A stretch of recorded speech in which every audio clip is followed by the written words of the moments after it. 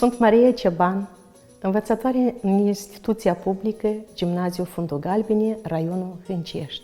Este o mare responsabilitate, dar și o plăcere deosebită să știi că zi de zi muncești pentru a forma personalități. Să știi că tu ești sculptorul viitoarei generații.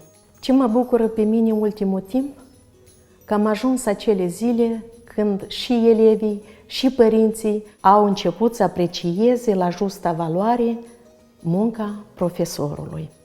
Nimeni n-a fost pregătit de pandemie. De aceea noi, cadrele didactice, împreună cu copiii, am fost nevoiți să învățăm din mers.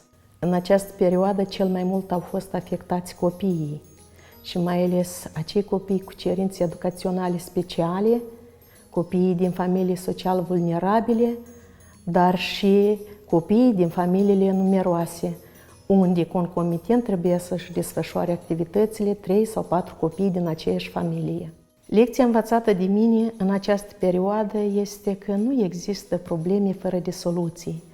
Orice problemă poate fi rezolvată dacă faci cu dragoste lucrul și primești plăcere din rezultatele pe care le obții. Și cred că vârsta nu este un impediment de a-ți continua activitatea, dacă știi să te autodezvolți, atât profesional cât și personal.